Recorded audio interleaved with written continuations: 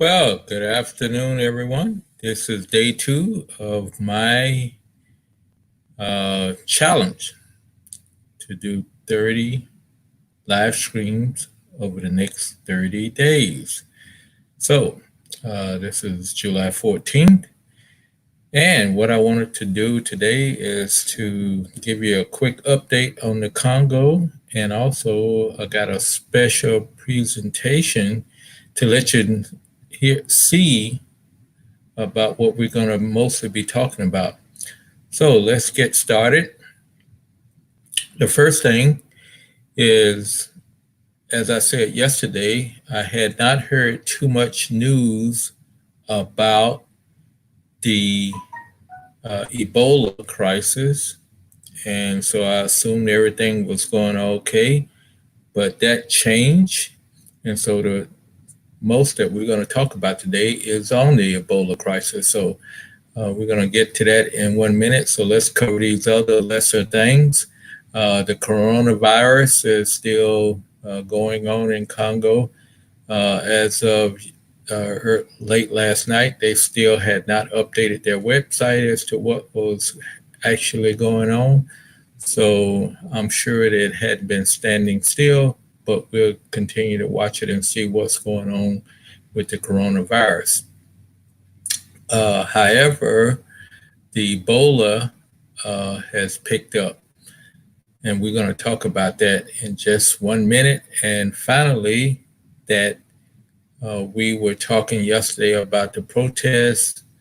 There were some protests that were met by the police, and haven't heard anything for sure as to how many people were hurt, if any was hurt.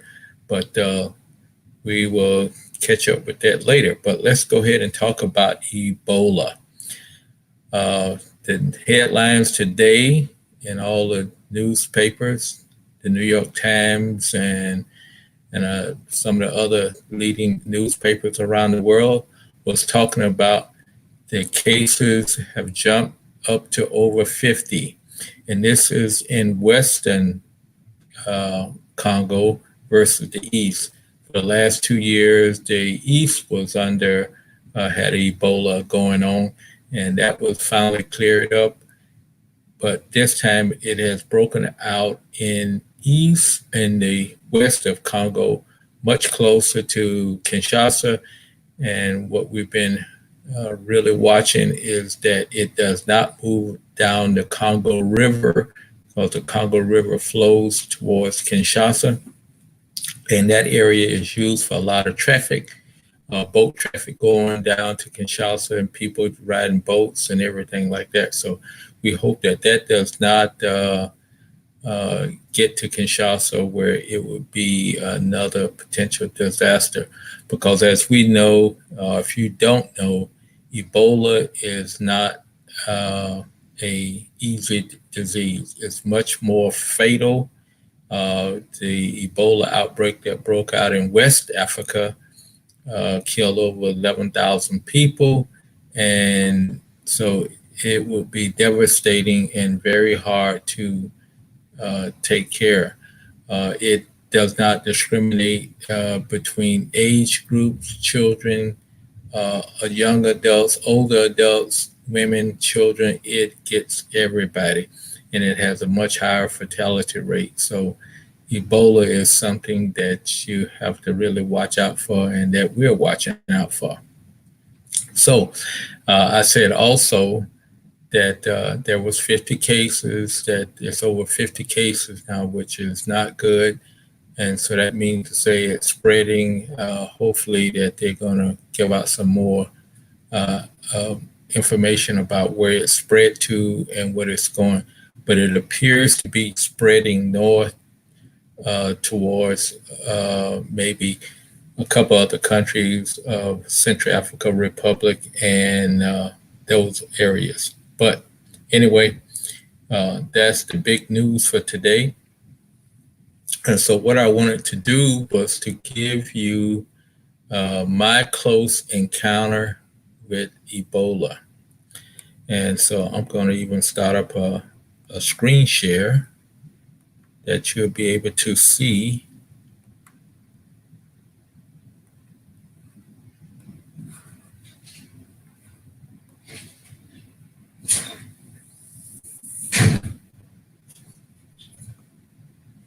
So I hope you can see this. However, and I hope you can also hear my voice. But this is going to be talking about Ebola in my close call. One of the things that happened to me, I was in 2007. I had been over in Congo in June and maybe early July, and I got back to the States in July. And when I got back in July, I was just happening to go through the newspapers, and all of a sudden, I ran into a picture from one of the missionaries over there, and this is the picture. This is a crop picture, but this is. I looked at it and I go, I recognize that building, and I said, this is the building of the Bulapay Hospital. I was just there, maybe within the last month. And I thought, my goodness gracious, what's going on? And then I read and found out that, yep, they had the Ebola outbreak there. And what it came upon is that some people, the Ebola outbreak was much farther away, about 40 kilometers away. However, some people had traveled up to Bulapay and had gotten to, and they were in isolation with their first case. But this is some of the pictures from down at at Luebo, where the actual Ebola outbreak killed over 100 people. It killed over 100 people in that area, in about 4 villages surrounding there. And here's they're taking care one boy who's suspected of maybe having Ebola.